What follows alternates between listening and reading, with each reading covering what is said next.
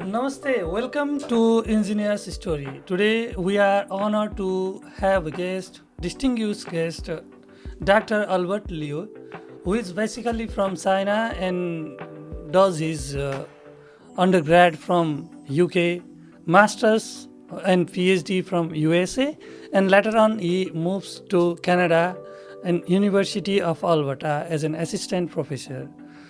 He is here in Nepal to be a part of one of the great event or the international conference here in Nepal, that is Geomandu 2024. We got an opportunity to host him here in our studio. We want to welcome him. Namaste, Dr. Liu. Namaste. Thank you for inviting me. Ni Great to hao. be here. Thank you. I only know that much Chinese. It's better than my Nepalese. What do you think about the transition from China, UK, USA, and then Canada?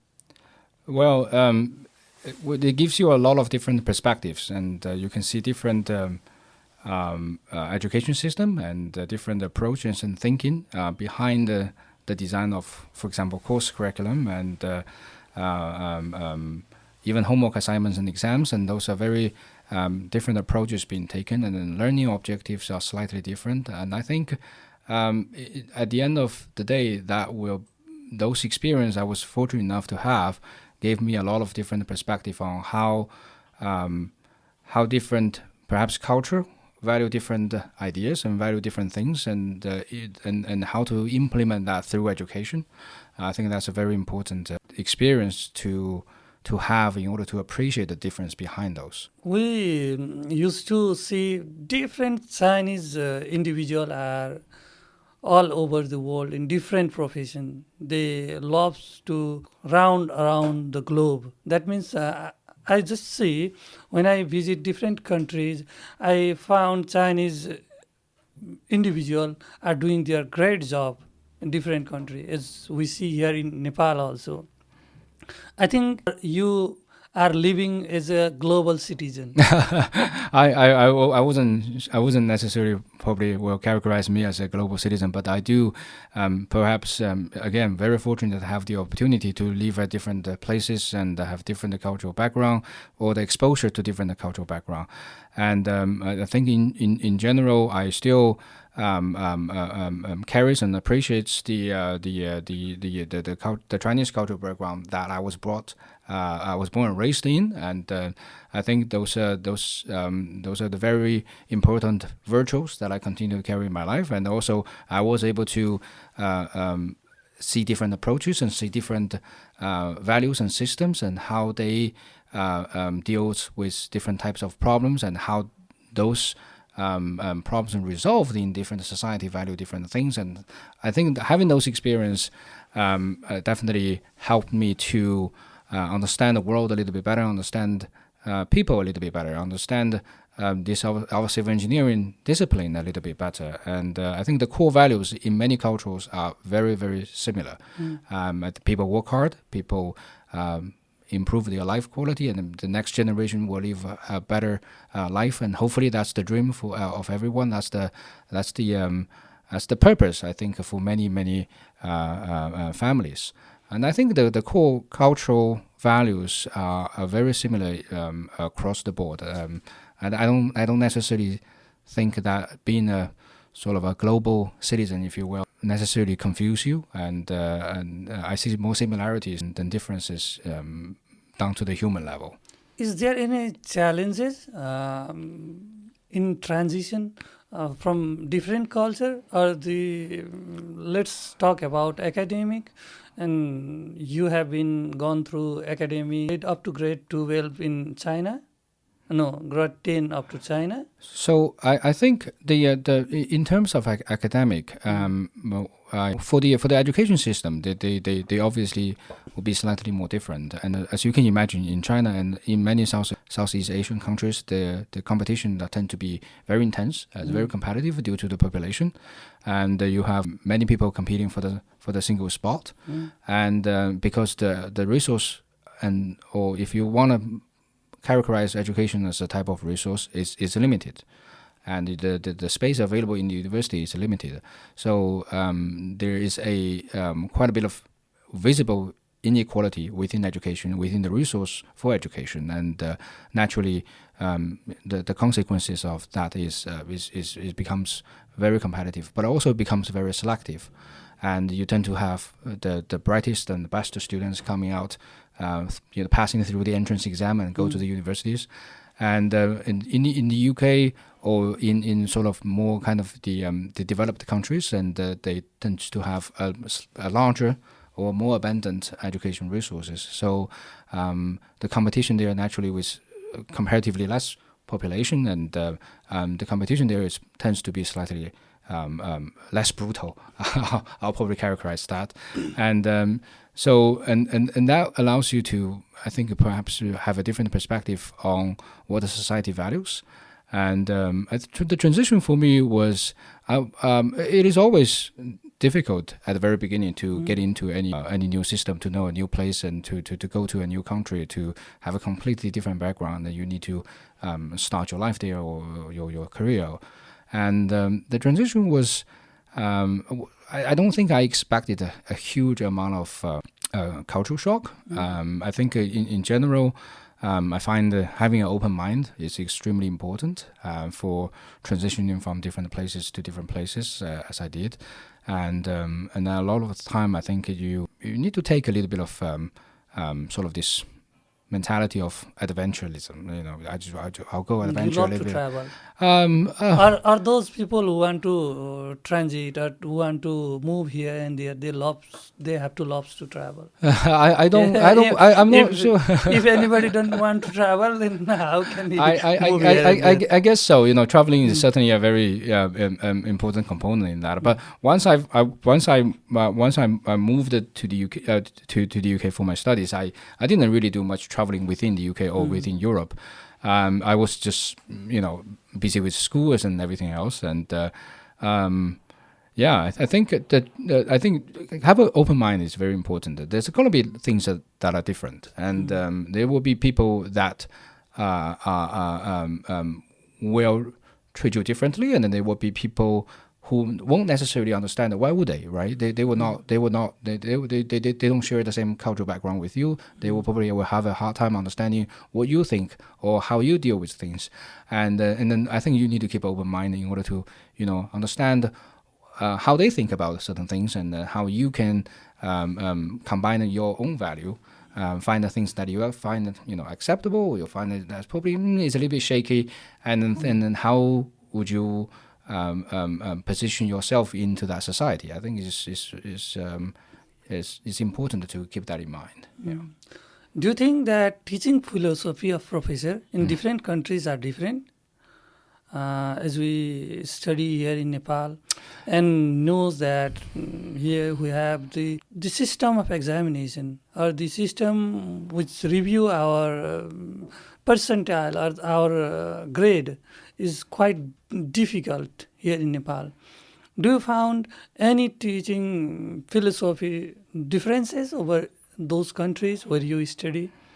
I think teaching-wise or teaching philosophy-wise, I think most of professors or teachers or instructors, they will have probably on the fundamental level the same view. They will find, and if you ask what the ultimate goal of teaching someone is, I think if you strip down all the different decorations and different words and describing the different sort of approaches and techniques, fundamentally a teacher will want you to see what they see. That's most, I think, at the very fundamental level. I think that's a very common shared teaching value among all teachers across the board. And at least I hope so. I think this is what I believe based on my experience. And of course, you will have different teachers prioritize different things. And if you are in a very competitive environment, you probably they will prioritize practice, and they will prioritize very rigorous training of answer the questions, and you must follow certain approaches to answer this type of questions, and there's a lot of repetitive work for you to memorize and almost get a muscle memory of how to solve those type of Here questions. in Nepal, let's say if anybody is topper in the class, he can memory more. Oh yeah. Because our learning pattern is related to memory based. Yes. Not the practical base or the knowledge base, but definitely knowledge will come from that theorem or that fundamental issue. Yeah. But as I know, as I go through internet, in Western world, even in the China, they make that kid or that student more practical. More practical, More practical or more knowledgeable. Or they can deal single problem in their life. They prepare their child like that. But here in Nepal, as we study, we have to memorize more. And that is one of the difference we found in our curriculum or our learning method. Do you think this type of memory-based student can easily transform in that standard where you or the university like Alberta deal with practical action? Well, I think at the end of the day, it all comes down, no matter which system you're coming out in terms of your education background, at the end of the day, you want to be able to solve problems. And that's what the university education will hopefully, want you to do as well. They want you to develop a analytical, critical thinking, and they want you to be able to have a very strong problem-solving ability. And I think whether you are more sort of trained or comfortable from a memory-based sort of this training program, and then transition into, for example, University of Alberta, or you came from a more kind of project-based, and you do less memory-based trainings or assessments, or you do more kind of project solving even at the very beginning, and then you come to and transition into University of Alberta. I think I don't necessarily think that would become a deal breaker or the most important challenge for the majority of the people. For some students, this might be at the very beginning, might be a challenge, but I don't think that is. I don't think the major challenges. I don't think that would be the major challenge for everyone. I think the fundamental idea is that if you are really good at memory things or memorizing things, and at the very beginning you will find the questions to be different, the assessment to be different. You might have a hard time, and because you kind of need to transition yourself into how to answer a project-based question, how to answer ill-structured questions without a clear-cut solution or answer to that. How do you consider different scenarios to solve a problem rather than I memorized this from 3 years ago. I've seen a similar question type, and then I can do that. And then now compared to those well-structured questions with a finite correct solution, how do you deal with the ill-structured questions? How do you consider different approaches, consider different scenarios, and then deal with those questions without a accurate or without a unique solution? I think once you can see the difference between well-structured questions and ill-structured questions, I think that won't create too much of a transition for you. But it is important to realize, as you've mentioned, that there is a difference, but I think it's important for international students and Nepalese students to sort of have perhaps characterize the difference. And I think, bottom line, that's the difference between a well-structured question and ill-structured questions. Now you just need to have a more holistic way of looking at things and thinking of things, and accept the reality that, you have to change to that type of pattern. It was like it's the same thing in real life. Many problems in real life we know, as well as we are very, very used to they do not require.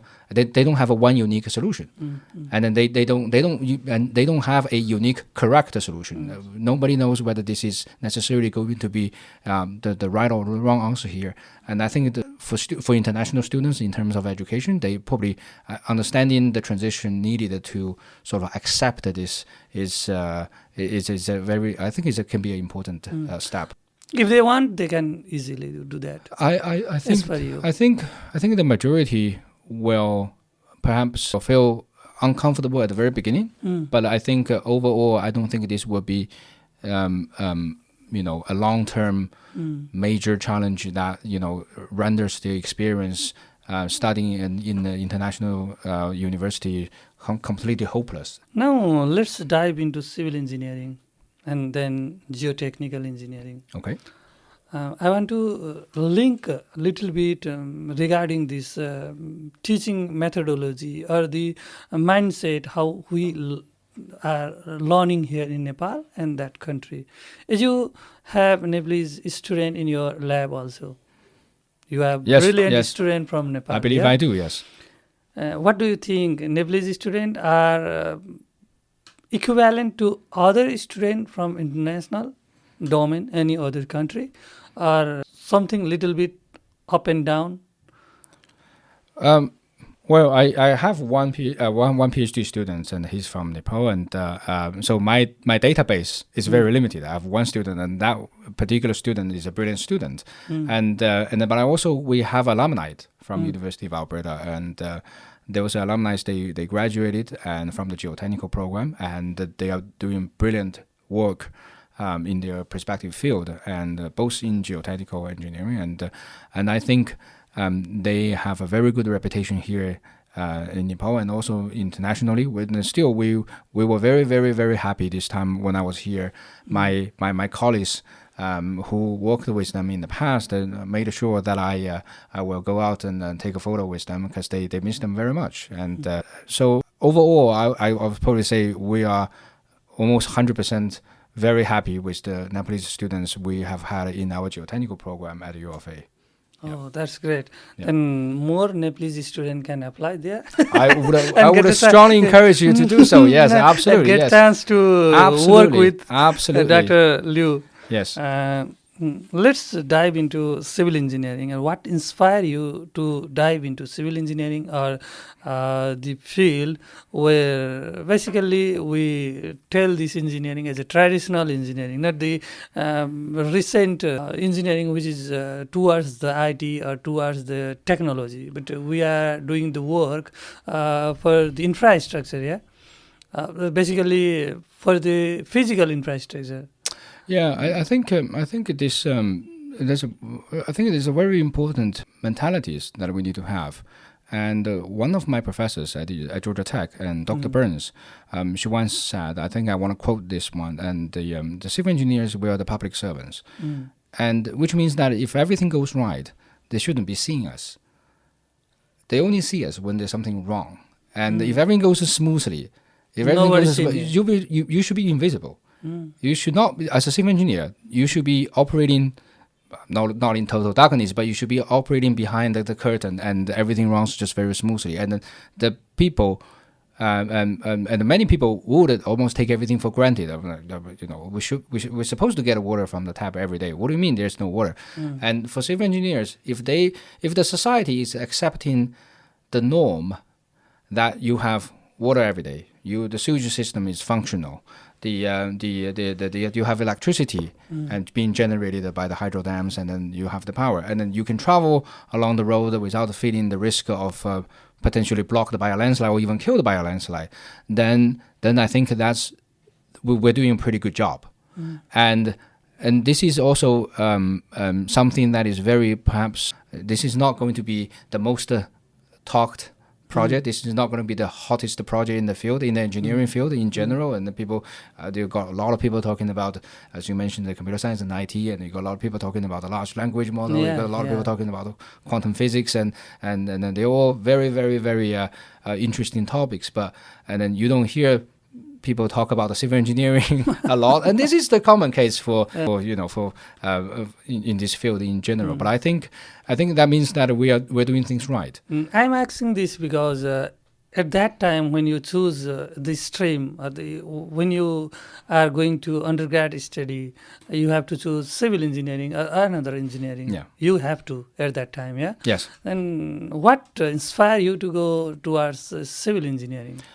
Well, I think my parents probably had a lot of influence on that, and at the very beginning, I truth be told, I was more kind of like thinking about, well, maybe I should go to a bank or something, and thinking about more kind of finance related. But my father, he was a civil engineer in a way. He has a construction company at that time, and then he was very sort of adamant about the idea that you should consider engineering, and it would be great if you can do civil engineering. And one of my sort of the early memory was in 1998. There was from my hometown where I lived at that time, and there was a big flood event, and it was just very disruptive. At that time I still remember I live in a high-rise building, and I was on my family was on this high-rise apartment. I was on there's no earthquake in my hometown, so great, no problem with high-rise. And then I lived on this 23rd floor, and then the flood came, and we were fine. We did not get flooded. Up to which floor? No, I mean it was the ground floor. The ground floor was sort of flooded. But the problem with that, they completely damaged the elevators. They damage the access to the road or to the market. Absolutely, but also the elevators. Elevator also. And so I don't have elevators to go to the 23rd floor, to go to my house. I will go to my apartment every day. I remember for that. I think it was almost the entire week. I have to climb 23 stories and come down and go to school and go back and forth.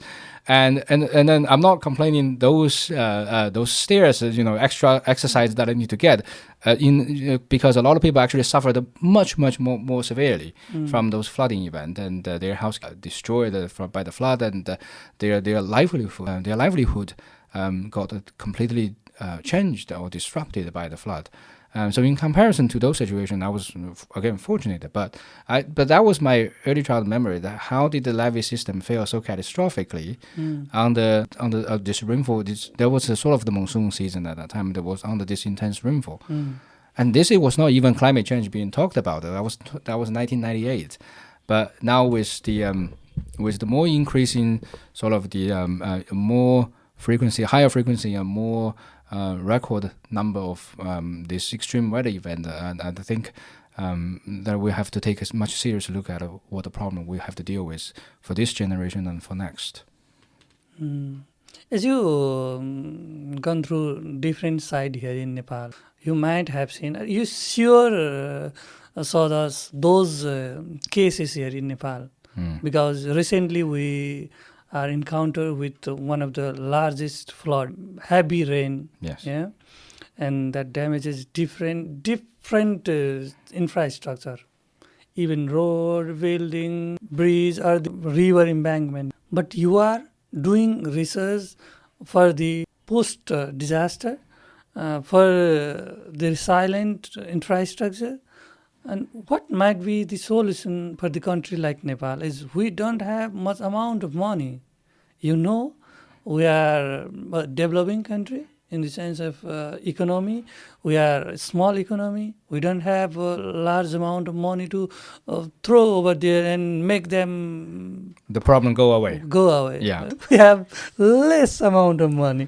So what can be the solution, or what we have to do for that cases? Like, let's talk about the landslide.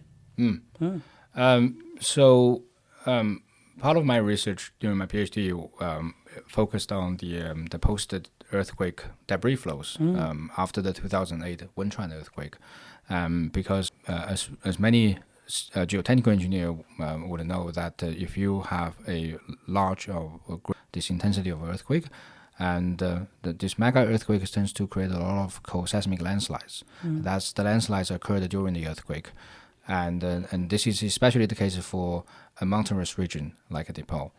And And when that happens, you have a lot of loose deposits. There's a high sediment influx coming from the coseismic landslides, and there's very loose rock fragments and deposited in the middle of the gully or even the upstream of the gully. And when you have intense rainfall comes down, and then those rainfall will saturate the material and agitate those material, and then under gravitational attraction, it will come down. And at the very, very, very, very beginning of those debris flow, when they started, it might be just a small portion of material get entrained and then sort of get involved and start moving downstream. But along the way, this debris flow surge will pick up more material. They will erode material, pick up more material, and then become bigger and bigger and bigger, which carries more kinematic energy. They will collect other debris automatically. Oh, yeah, exactly. It will carry more materials and hit downwards. And that will cause a very far-reaching impact to the downstream community. And that is that's the case we've seen many, many times. And we've certainly seen that in some of the places that I visited, including Melanchi. It's a very it's a well-known case here. I think with limited resources, first, this problem is based on the experience that we had or the situation that we observed after major or mega earthquakes. The number of those debris flows or the magnitude of those debris flows tends to go down year by year after the initial outburst of the debris flows. Maybe after 10, 20 years, and then those extra sediment loose deposit will be washed out eventually or carried to the river, and it will cause continuous damage over the 20 years, but eventually the size will continue to reduce, and then you will find the impact to be decreased. But what I worry about, and based on what I've heard over the past few days when I was here, and then also the site visits, is that the two components involved here, as I've mentioned. One, you need to have the loose material, which we do after 2015 earthquake. And the other one, you need to have rainfall. So if your rainfall level or the rainfall intensity stays roughly about the same over the next 10 years, over the next 20 years, those extra material, they will be washed out gradually, and eventually they will all go down to the downstream and go to the river. However, and that's assuming that's a constant rainfall event, or rainfall intensity, I'm sorry. But if you have an increasing rainfall intensity, then this is something that we have not dealt with in the past. The debris will automatically goes down. You will because there is loose soil condition due to earthquake. Yes, under the same rainfall intensity, and those trend should be an overall downwards trend in terms of the intensity, in terms of the number of the events. However, if you have a increasing rainfall intensity, possibly due to climate change, then that's a different story. Then we are seeing probably an even longer term of cascading effect for Nepal. Then with limited resources, that means you have to spend more money and for more monsoon seasons to take care of the road, to evacuate the people, to rebuild the houses, and to recover from the ruins and clean up the damaged infrastructures and rebuild the infrastructure. So this is going to be, if the rainfall intensity continue to increase, I think this is going to be quite a major challenge over the next perhaps even a decade. And I think the solution, again, with limited resources, I think we should prioritize where to begin. I think there are a lot of international organizations helping Nepal in terms of dealing with the rebuild after the earthquake, but I think just only in the context of geohazards, I think it's important for people to first appreciate the risk and realize the risk of living in those very, very remote area. There's a certain risk. They have to be able to understand how risky the situation is for them. Because people here might have a moderately to high tolerance of risk, but that probably because they don't really fully appreciate how risky where given the location of their houses and the road they have to travel to go back home, right? So people need to understand how risky they are how much risk they are facing. As you mentioned that all citizen or the whole people in that country should be aware about the risks. Yes. What they may occur. Yes. Yeah. Yes. And that can be in low cost. That can be in exactly. So this minimum amount. Exactly. Of expenses. So this is not going to cost you a lot of money or cost the government a lot of money to educate people about the risk involved with geohazard. And the second, I think, is important, or at least I think we should be prioritizing for the case of Nepal is to build early warning systems for the road segments. For road segments that we know are very susceptible to those shallow landslides caused by intense rainfalls. And when you do have weather stations, very good weather stations across the country. I noticed that. So their role is critical in terms of providing a forecast of a potential disaster for different road segments, and then to do that, you need to start with identifying on a watershed catchment scale. You need to know the threshold rainfall or triggering condition, so which is the rainfall threshold, so that we can forecast what is happening in next 15 days or 30 days. May not be forecasting that far away, but rather provide a real time or near real time prediction of whether you're going to have a debris flow or not. So this is the purpose of having the early warning system.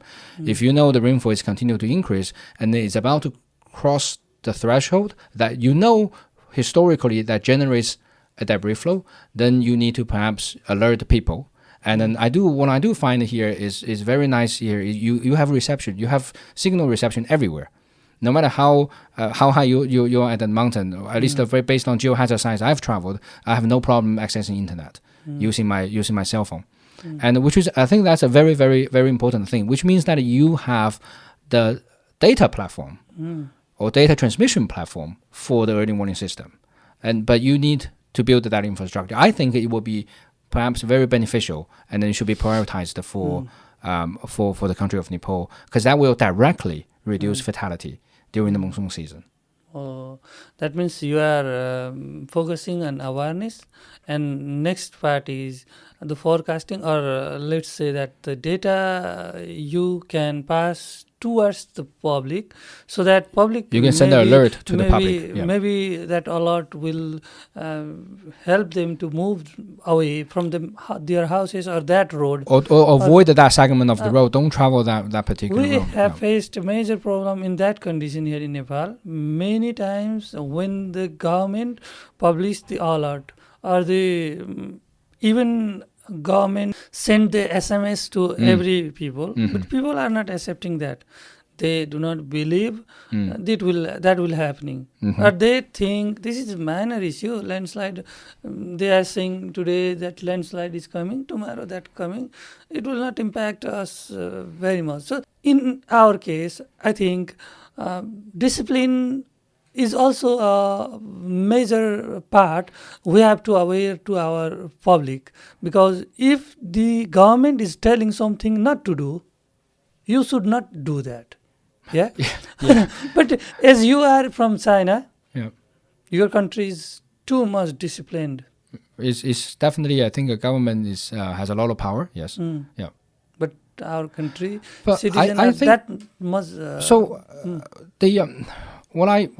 How can we change this? Yeah, so I'll tell you a story what I heard when I was in the field yesterday, and I was in the field, experienced an intense flood during this monsoon season, and one of the local resident, we've spoken with him, and his house got destroyed.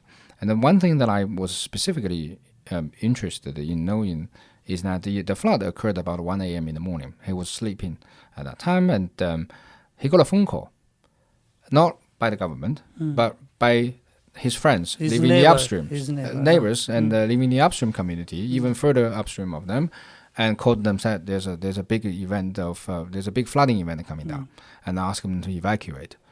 I think if people can do that, and people believe their neighbors, or believe the sort of this trusted government bodies, reputable people in the village or in the community, and if they believe them, then that's a good sign. Then they have may not be coming from a official they never heard of from the government, but if they're coming from their friends and neighbors that is alerted by the government, or they are the volunteer or the representatives, or they receive the government trainings in some of those in some of those scenarios. If they understand that, they in a way is representing the government, providing the early warning system for the downstream communities. I don't think that necessarily I don't think the image of a government official with a government phone number call you will be the only approach to go. Right? This can be coming from the cloud sourcing, from your trusted neighbors, from people you know that has been alerted by or trained the people, has been alerted by the government to tell you that there's a flood coming down, you need to leave your house right now. And then that will be more acceptable for the general public. And then that's also, again, understanding the awareness. That's why I mentioned the educating awareness of the risk is also very important. Those have to go hand in hand. If there's a crack on the slope behind your house, you need to be aware of the risk that this may come down one day. And then when people call you to ask you to evacuate, you need to evacuate. Because those people may not be, you are the one that are ultimately exposed to the risk here. And then I think the government, through people in the village, with the local expertise and the local knowledge, they can help. I think this is something you don't really need a very, very, very sort of powerful government image to be here. That's good. Or we can do this work through let's say a transmitter can be those people in that village who are well known, or those people who are reputed over there, and they will again deliver that message to their neighbor. That will be best solution. I think it can be done. I think this can be, so the people who is who is interested in helping the community. And I see a very integrated community here, and I see people help each other all the time within the community. And if there are people who wants to volunteer their time to receive a basic training from hopefully the government or the INGOs or the NGOs, then they will present themselves as someone other would trust, but also provide those kind of early warnings. And then they will be the one perhaps receive the early warning and together with everybody else, and they can make a judgment call. And or without even making the judgment call, they know this is a serious event. They will be alerting, or they will be texting or calling their friends and say, you need to get out. Even if their friends don't trust that text message they got, then they surely will be able to have another layers of this insurance that, my friend is calling me and I trust my friend, then I should leave. As you are doing the research on the human-based hazard, don't you see any type of hazard that are being induced or that are being produced through human infrastructure development? Or let's say one example, going through the developing phase, Nepal have to develop many road network. So they have to cut and fill, they have to go through hilly road, through river embankment, different cases we have to do for the stable road. To make a stable road, we have to go through that phase. And recent time, we are in that phase. It is a painful phase to go through. We have to go, and we are going through that. Do that cases also face this type of disaster? Do you see any event where human-made any activities made those disasters? There's a lot of engineering activities will cause landslides. For example, the most common one we see here in Nepal is you're making a road, and then you have to cut the toe of the slope, and that will tend to generate a landslide. And those under the rainfall, even if it doesn't at that time, under the rainfall, you probably generate hopefully a localized failure, and with no people got killed. and those are inevitable situations. And I think this is something that I think the Ministry of Road is doing already, working very hard to make sure they have the road. And then I see they recently, at least for one of the segments that I went to this week, they were widening the road and trying to make the road a little bit better. And then they also, during the process, they encountered a lot of landslides, and so those are typically slope failures that relates to engineering activities. I think those are things that is unfortunately through this phase is inevitable with the limited resources we have, and those events will continue to occur, and then you will see every monsoon season people spend a lot of energy and money to clean the road. And because if you want to mitigate those slopes, it will be very costly to do so. And so I think we all have to prioritize and optimize the resources being spent. And I think at the very beginning, if we don't have a lot of funds to spend on mitigating those issues or stabilizing all those soils, and I think reducing fatality is more important than everything else. And I think that the importance of early warning system should not be overlooked. I'm personally not an expert in early warning system, so but I do think this is very beneficial for the case of Nepal. Yeah. Now I want to proceed this conversation towards your connection to Nepal. Is this your first time? Yes, this is my first time here. Yeah. How do you feel? I feel very, very excited because I see a lot of geotechnical problems. As a geotechnical engineer, this is a very exciting thing to. This is virgin land to do research. I think so. This is we see similar things. After 2008, the Wenchuan earthquake, it becomes sort of the natural lab, testing lab for a lot of the different theories and methods and techniques to understand how materials behave, how soil behave, how landslides behave. And I think with the new challenge coming from the more intense, the extreme weather events, and I think those will be. And Nepal is very exciting place for geotechnical engineers and geotechnical engineering research. And also, I think people here are receiving what I find very good educations, and I see a lot of young children go to school and every day, and I'm very happy with I visited one of the I believe a secondary school and elementary plus secondary school when I was near the Milanche area, and I think that was a government supported school, and it was rebuilt after the 2015 earthquake, and I think they're doing a very, very good job with the facility they have. The kids have received very good education there, and I think that's a very, very important thing. And so I see lots of exciting opportunities down the road for both our so-called international researchers, and also for the local engineers and researchers to work on those problems. We have many academic institutions here in Nepal, and also same condition for academic institution also. They also have limited resources, but they have good brain. Yes, they do. They have undergrad student who can move just now towards that place where a landslide recently occurred. They can taste that soil. They can think about that, or they can do research. But due to certain limitation, or the infrastructural limitation or the resource limitation, we are not able to go through the research activities in academic institution.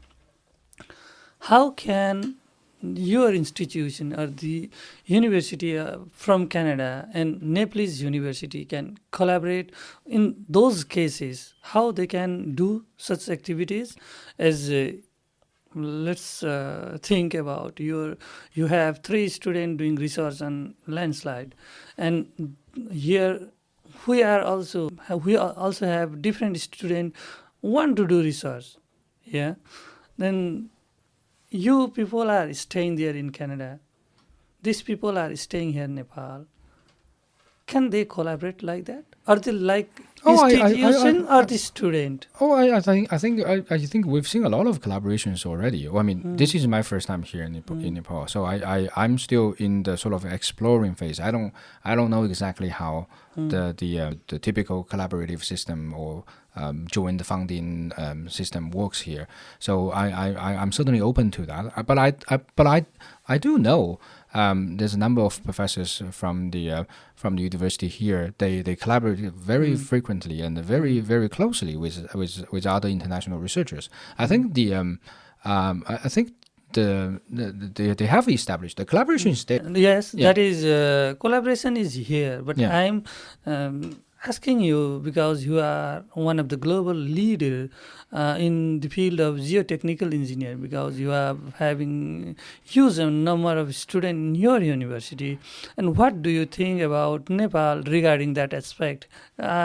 Is there any possibilities with you or the institution if they like to collaborate with you? Oh yeah, I think this is well. First, thank you for saying that, but I'm not quite there as a global leader.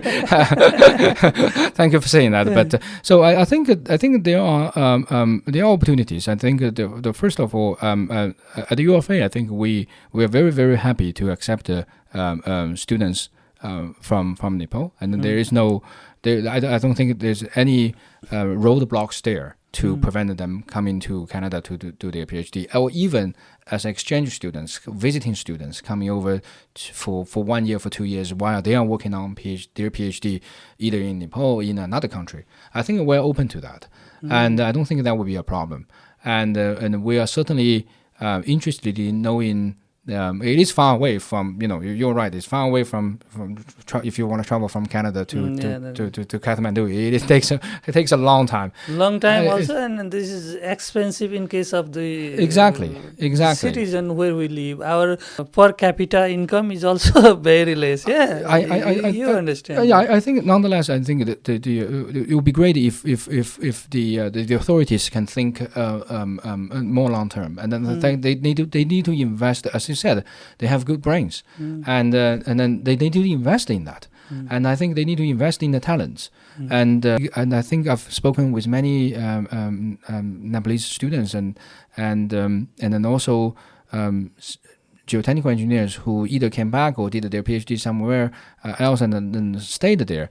Losing talent is a problem for the case of Nepal, and I think the government, or maybe at various levels of the government, they can certainly thinking about how to invest in the talents and perhaps even fund directly some of those exchange programs and let the students to at least see the difference and observe the difference and perhaps even bring the experience and the trainings and the skill set that they've learned, acquired from abroad, bring them directly, and then they can educate more students there. And I think this is something that I see a great room of improvement. Do master's level student also get chance to go there for exchange program, or only PhD student? I think it's common for the PhD students to do. It's more common for the PhD students to do that anyway. And for the master students, I'm not sure. I think that's so.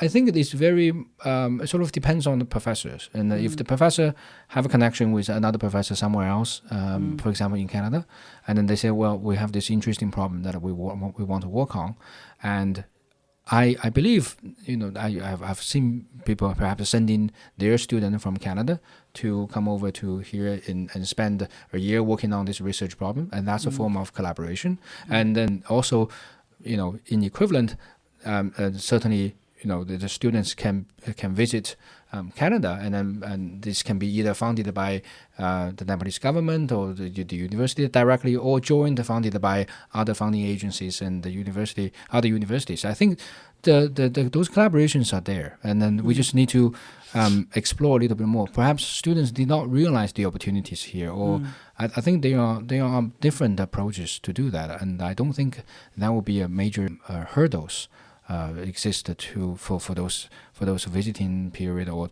even collaboration. I think is there. Yeah. Major problem we are facing here in Nepal.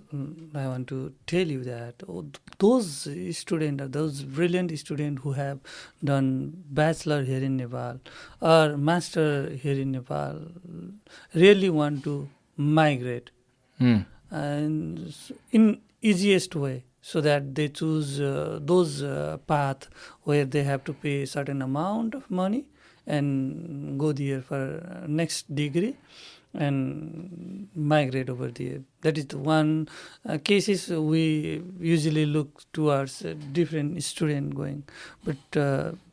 But as you have been through different countries and different universities, I don't think you have paid huge amount of money for your study.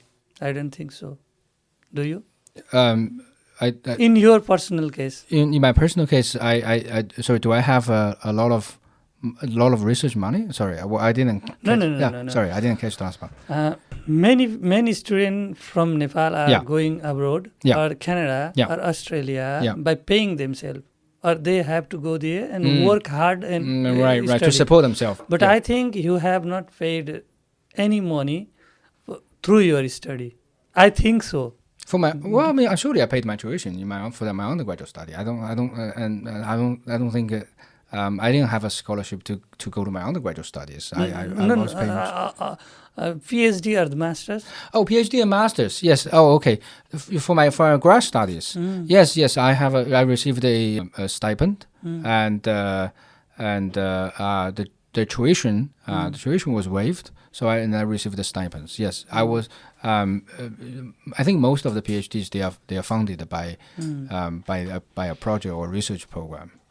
But in Nepal, generally, Nepalese students are going there for masters. Yeah. Generally for master after Yeah. bachelor, Yeah. and they are going through huge investment.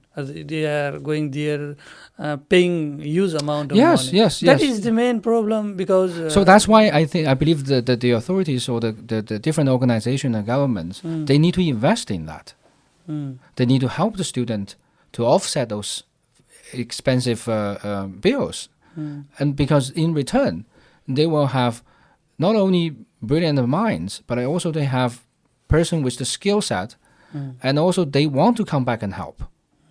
I think that would be you're probably not going to see an immediate return the next month after you spend the money, but I think in terms of the long-term returns, I think it's absolutely worth every penny of it.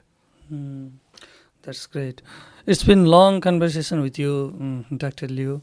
Now I want to get some insightful talk regarding your procedure or your thought process as being a professor. Yeah. What do you think? What type of student you accept? Or what do you think regarding the student? Do you consider the marks or the academic grade is the best thing? You consider them as a brilliant student, or their experience in the certain field they have gone through? That is the best thing. What is your personal? I'm not asking for the academic administrative position. Right. I'm Yeah. directly asking this question for the professor Yeah. who is going to select a person Yeah.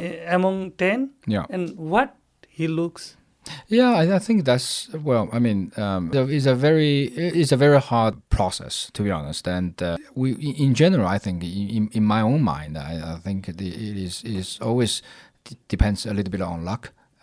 Luck. Yes, it is. It is. It depends on a little bit on luck, the students that you end up working with, and. Obviously, I tend to do an interview. I tend to have, typically I'll just chat with them for about 40 minutes. And if I find that there's more things I want to clarify, and I want to come back and email them, see if they want to chat once more. And in general, during the chat, we want to know their research interest and their research plans and what they want to do and what kind of experience they've had, as you mentioned. Those are very typical scenarios and the very typical questions coming from, professors. And I think in general, I would, if I have to say something that is, different from those typical questions, I want to perhaps to know the personality of the student, and the specific personality or the quality I'm looking for is, does the student tend to have a sort of this very loosely put a win-win attitude?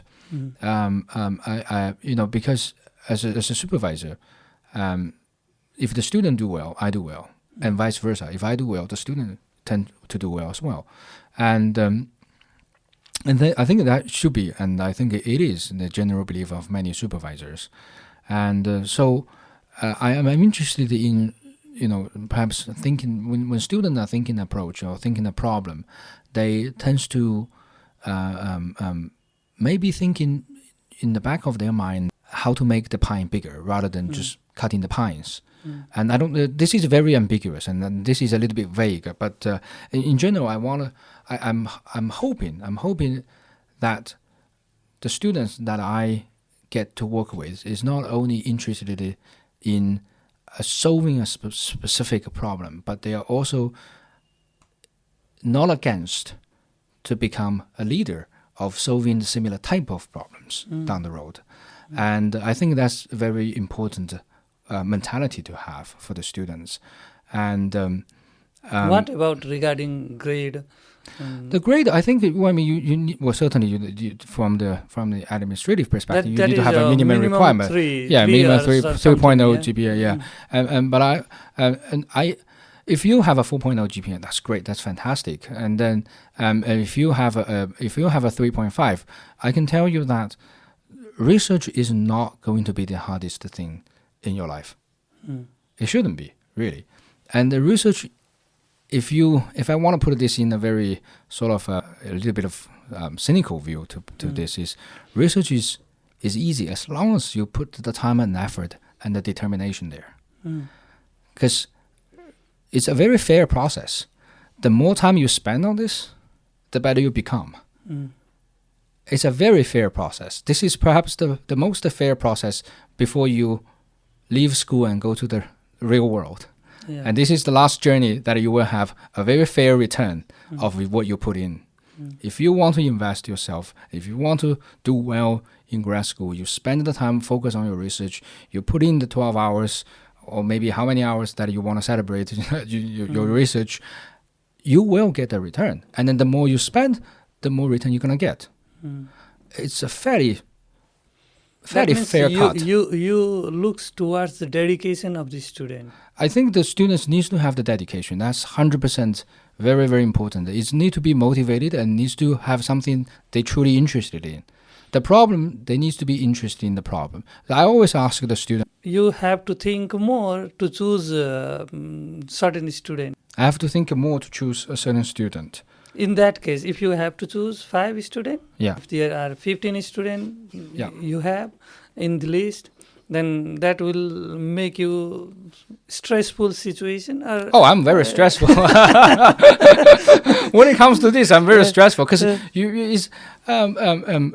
one of my colleagues at the U of A, Dr. Chen, he told me, this is, you always win some, lose some, and I think this. Yeah, it is a fair of supervising and hiring process, and but in general, I think, as I've mentioned, I'm not only interested in someone who can solve a problem. I'm interested in someone who wants to become a leader to solve this type of problem. Who have long-term vision towards this problem, or who have more dedication towards this problem. You are mentioning that. I want to request all of our viewers to contact Dr. Liu and ask for his space to share with you. Absolutely. Research lab to share with you, so that you can also get PhD degree or the master's degree over there. I think he will help you. And I also think that he is quite more familiar with Nepal now. I am definitely. I'm getting educated here. Yes. And he will love to take Nepalese student over there. Absolutely. Yes. I think so. Yeah. And but that is my thought process. No, I think you're absolutely right. Yeah, no, I think you're absolutely right. You characterized it very well, and I think we definitely would be very happy to receive more considerations from the Nepalese students in the geotechnical program or in general engineering, civil engineering, or other disciplines of engineering at the U of A. Having the good students is always the most important assets for the university, right? So I think it's very important for them to consider us. Yes. Thank you for your time, and this type of program we are doing since a long period of time, and we really want to feature our engineers who are doing great job in their domain. And engineer's story is your story, our story, engineer's story, and we have done almost 83, 84 session already, and now we are continuing this and want to reach toward the globe, because all engineers have same DNA, I think. Engineering DNA. Yes. Yeah. And engineering DNA may match with the Chinese engineer or the Japanese engineer. Absolutely. Number is a number. Yeah.